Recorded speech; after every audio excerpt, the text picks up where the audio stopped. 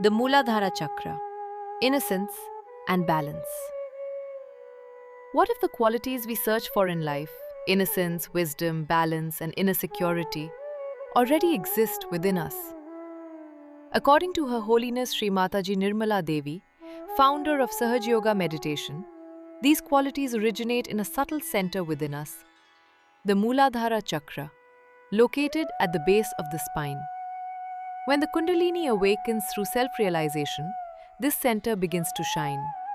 Our lost innocence is restored, a deeper wisdom awakens, and we discover a natural dignity and balance in life. In this two-part lecture, Shri Mataji reveals how this awakened innocence becomes a powerful inner light, guiding us with love, discrimination, and stability in the modern world.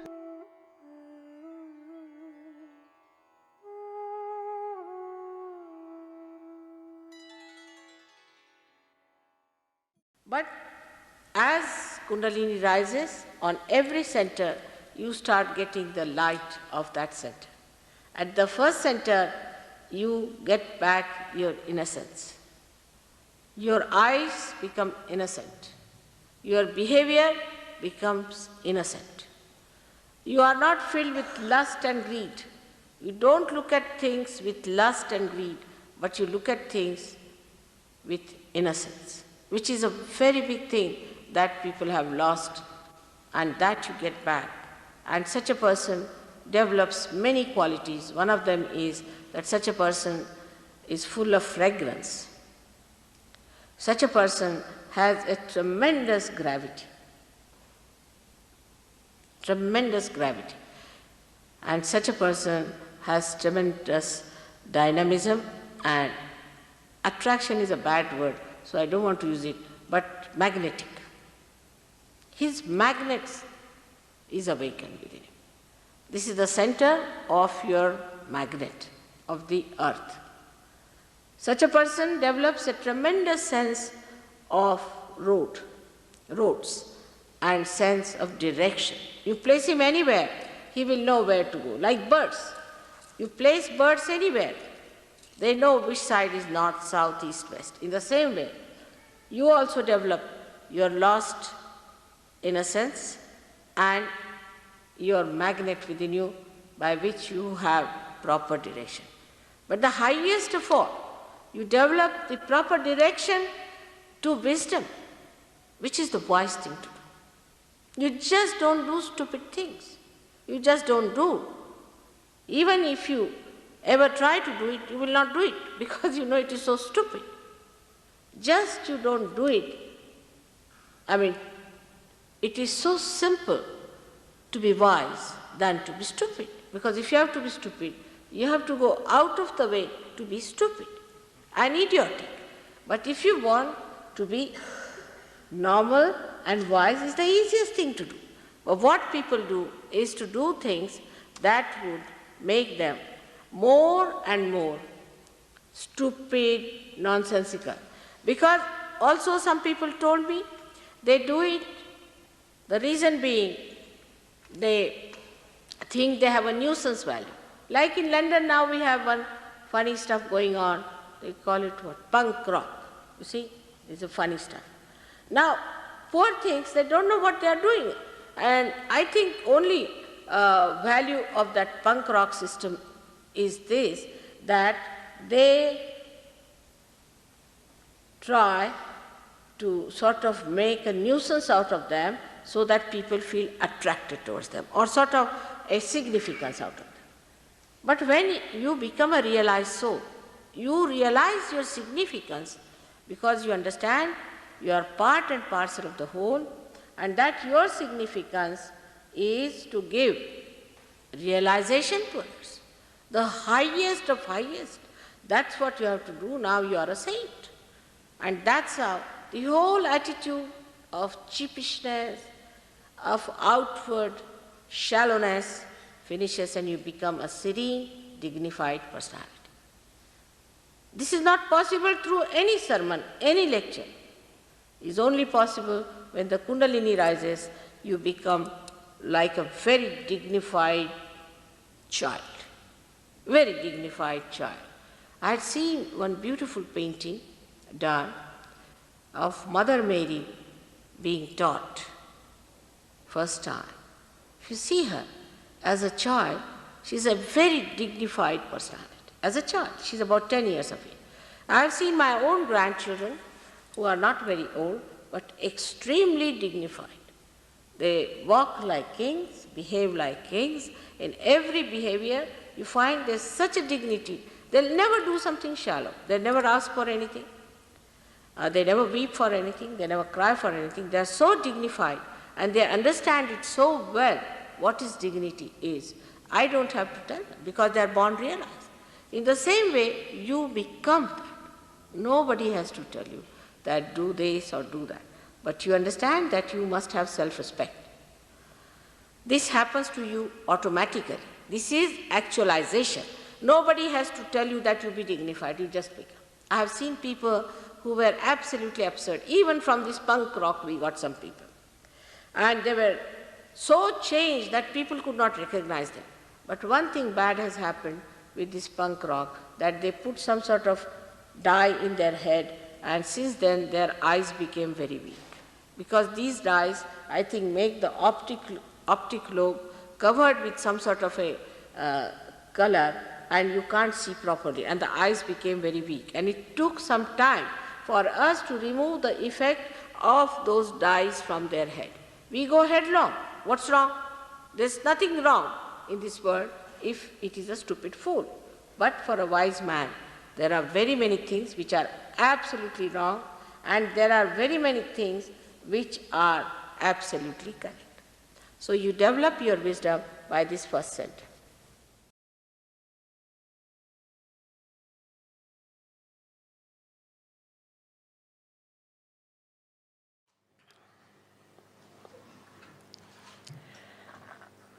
The first, we bow to Sri Ganesha.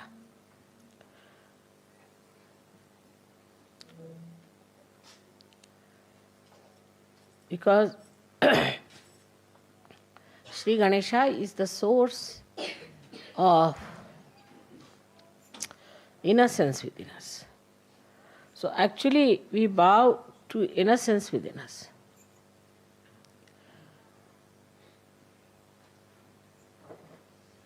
And this innocence is the one gives you the enlightenment.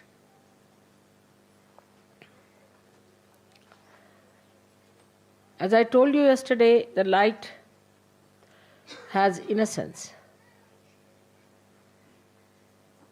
But this is innocent without knowledge. But your light is innocent with knowledge. We always think that the people who have got knowledge can never be innocent, can never be simple. And the idea we have got about innocence is that an innocent person is always deceived, can be befooled, and can be always taken for granted. But innocence is a power. It is a power which protects you, which gives you light of knowledge. Knowledge that we have in the worldly sense is how to exploit others, how to cheat others, how to make money out of them, how to make fun of others, how to look down upon others. But the light of innocence is the light by which you know that love is the highest thing. And it teaches you how to love others, how to care for others, how to be gentle about others. It also gives you the light within. It's just the other way around. of this avidya that we have in this world. Just the other way around. The avidya outside teaches us competition, how to put the other person down, because it has fear. It is insecure. This knowledge is not secured at all. If it had security, it would not have behaved like this. But the light of innocence knows everything. It has no fear. When we say children are innocent, we mean to say that they have that power of innocence. Many times people have noticed if a child falls from a height, he doesn't die, while a young man may die with a much smaller height. And the child is not afraid while falling. He just enjoys as if there's a parachute coming down, nicely. And then when he falls down also just gets up, laughs, smiles at everyone. He doesn't understand why everybody is worried. Because in that innocence he knows that he's looked after. He's protected. He knows that there is a power which is much higher than him, and he does not have to worry. Then we start putting ideas into the head of the child. And that is how he starts losing his power of innocence. And he becomes a coward. He becomes a cunning fellow. He becomes an unrighteous personality.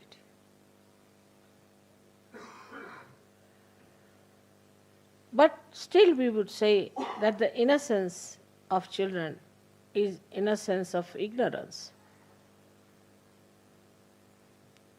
In a way, because they do not know the dangers of life. But the light of innocence knows all the dangers and also knows how to get rid of it. Also knows how to be away from such a person.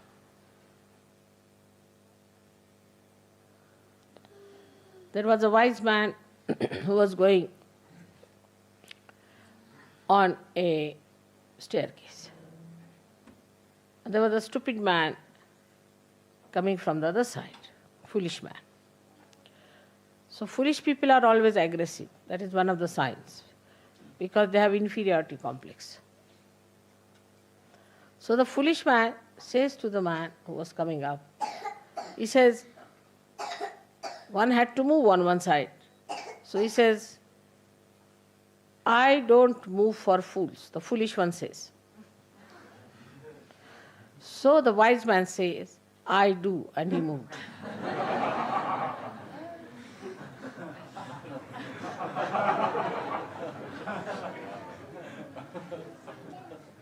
That's how the light of innocence tells you how far to go with a person, how far to talk to a person, how far to indulge in another person's personality or his problems.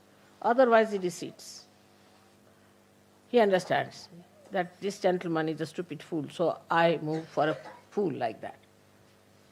He doesn't pay attention to such a person. He doesn't bother about such a person. This is the light of innocence, which gives you discrimination. How far to go with others? I love a person. There are many, I love him. All right. Another person may kick you, may hit you, may trouble you, may become absolutely, horribly possessed, but still you are just mad or in love with that person without any self-respect. This comes because there is no You may be innocent in a way, in a worldly manner, but you are not enlightened and innocent.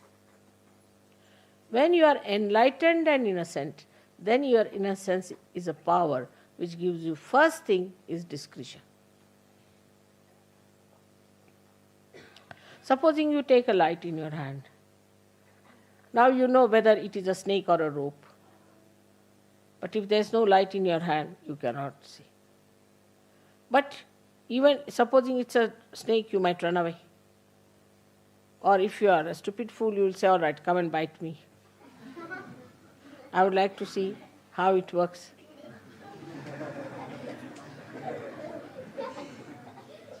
Children are there. But if you are an enlightened person, then you will tell the snake, now let me be alone, all right? Bye-bye. And the snake will know and it will go away. Or if the snake is a sinister one, you may just look at the snake and snake might run away. So this power of innocence is a very, very important thing. And that comes to us through our enlightenment alone. So we are, say, in a state which is ignorant and innocent. Innocent and ignorant. Then people are no more innocent nor ignorant, but they are not enlightened. They become cunning. If they don't have both the qualities, they are neither ignorant, so-called, they have got knowledge, they are good at everything, they are well-known people for their intelligence, brilliance, everything, so they are knowledgeable, so-called. So such people we could call as the people who have got the knowledge in the worldly sense. But they have no innocence. So they start devising methods, the innocence which is there, which puts a little control over such a mind, is lost.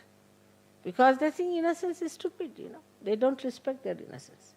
So they start maneuvering people, doing violent things, doing harmful things, saying nasty, sarcastic things.